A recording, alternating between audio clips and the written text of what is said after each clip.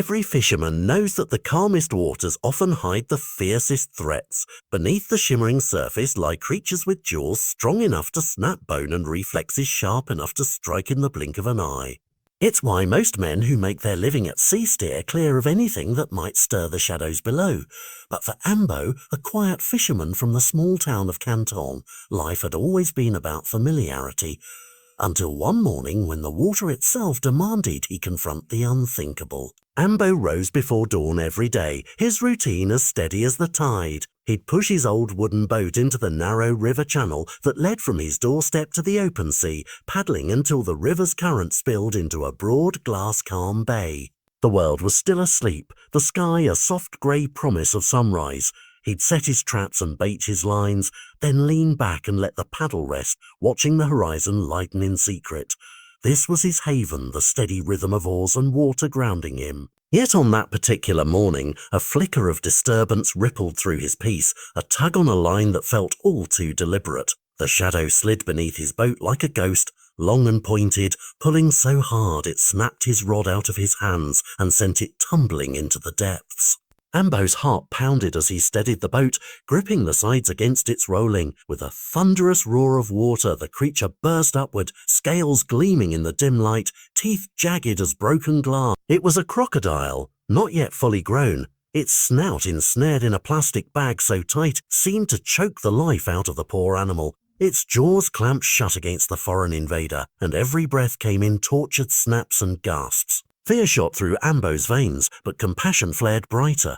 Without weighing the danger, he leapt onto the beast's broad back, the water surging around them like a wild symphony. He forced himself to focus, arms straining, fingers biting into the crocodile's rough hide, as he pried its jaws open just enough to slip his arm inside and rip away the bag.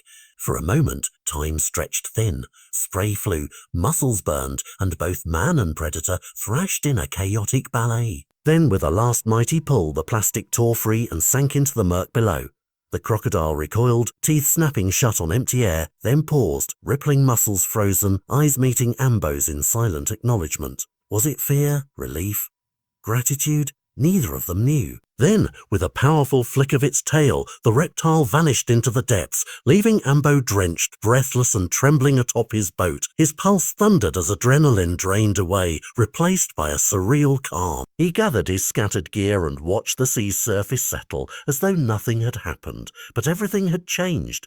Hours later, as Ambo steered his boat back toward the river mouth, he noticed ripples trailing him through the brackish water. Glancing over his shoulder, his heart jumped. The crocodile had returned. It surfaced beside the boat, its jaws curving into what looked like a grin, sending a gentle nudge against the hull. Ambo's grip on the oar tightened, uncertainty battling the memory of his rescue. But the creature simply bobbed there, as if to say, "Do you remember me?"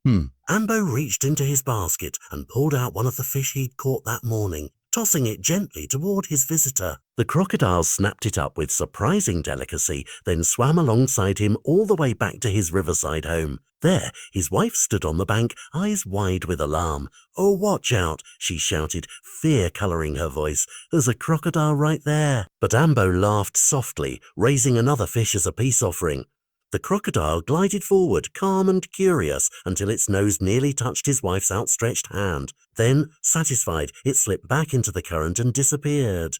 For years, that early reunion might have been the end of the story, just one of those strange tales fishermen tell around campfires. But for Ambo and that crocodile, whose name would come to be Reza, it was only the opening chapter of a bond that would defy every expectation. The very next day, as word spread through the village, neighbours arrived with offerings, fish, scraps of chicken, even bananas and rice. Risa greeted them all with the same gentle nudges, as though she'd claimed every hand that ever fed. Booty, Ambo's son, grew up in the shadow of that extraordinary friendship. Every week, he paddled out with his father to clean plastic from the river's edge, inspired by the creature who had nearly died because of our careless waste. He dreamed of a different future, a life in politics where he could champion laws to protect the waterways so no animal would have to choke on our rubbish again. Meanwhile, Risa kept her weekly visits. She grew swiftly, her length stretching well over 2 meters, scales darkening like river stones. Yet her affection for Ambo never wavered. If he lay sick on his cot, she would slip through the reeds and murmur her low thrumming call until he stirred. When villagers doubted that a wild predator could trust a human, Ambo simply smiled and told them to watch the water. Sometimes, when Ambo was away on longer fishing trips, he'd arrange for friends to feed Risa in his absence. They'd leave baskets of fish by the bank and wait at a safe distance, marveling as the crocodile appeared at the water's edge like a queen coming to her court. And every time Ambo returned, there she was, patient, expectant, tail swishing in the shallows. The years wove themselves into a tapestry of shared mornings and quiet sunsets, of fish scales glinting in the dawn and ripples of laughter echoing off the riverbanks. Ambo taught Booty how to read the water's subtle cues, where the fish gathered, how the current spoke of storms, and most of all, how kindness could bridge even the greatest divide. The boy learned that listening mattered, whether to a child's stuttered question or a crocodile's gentle nudge. Now, as the sun dips low and the river's surface turns molten gold, Ambo doesn't hesitate. He climbs into his boat, the oars familiar in his weathered hands, and calls softly to Risa. In moments she appears, silhouette sleek against the fading light. He offers her fish still warm from the smokehouse, and she accepts them with a soft exhalation of water. Tomorrow, he whispers, we'll clean the river again. Risa tilts her head, as if pledging her own promise. Then she slips back into the current, leaving Ambo rocking in the twilight, his heart full. Because in the end, it's not just a story about a man who saved a crocodile from dying. It's about what happens when we choose compassion over fear, when we see in another creature the same spark of life that lives inside us all. And once that spark ignites, the river of possibilities stretches out as boundless as the sea itself. As twilight deepens into night, Ambo paddles slowly upstream, Risa's silhouette just visible in the river's gentle eddies.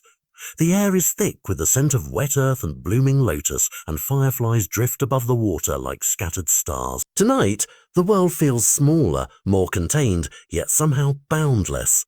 Along the riverbank, Ambo's neighbours lean on their fences, watching the two old friends. They wave quietly, not wanting to break the spell. Ambo reaches a familiar bend where fallen branches have formed a natural bench. He ties his boat and steps onto the soft mud, cradling a lantern that casts a warm glow on Risa's mottled scales. He kneels and offers her a silver-scaled carp, its eyes still glossy with life. She accepts it with measured grace, her jaws barely parting as she takes the gift. Then she lowers her head as though bowing in respect. He stretches out a rough hand and carefully rests it on her snout. The touch is gentle, a bridge between predator and protector. Each breath she exhales ripples across the water's surface, and in that moment Ambo senses something profound, a silent vow, unspoken yet unbreakable. He whispers, "I will always be here," and the echo of his voice lingers among the reeds. Night birds begin their chorus, a lullaby for the river. Ambo stands and Risa dips beneath the water, leaving only concentric circles as she swims away. He watches until the last shimmer disappears, then gathers his lantern and boat. Tomorrow, he knows, the world will wake to another ordinary sunrise. But to Ambo, every dawn is an extraordinary promise. That compassion can transform fear, that friendship can flourish in the most unlikely places, and that one man's act of kindness can alter the course of countless lives, both human and crocodile. As he slips back into his boat and drifts downstream, Ambo looks up at the sky spangled with stars. He thinks of Booty, now a young man campaigning for cleaner rivers. He thinks of Risa, patrolling her river kingdom. And he smiles, knowing that their shared story will flow on, shaping tides of change long after this night falls silent.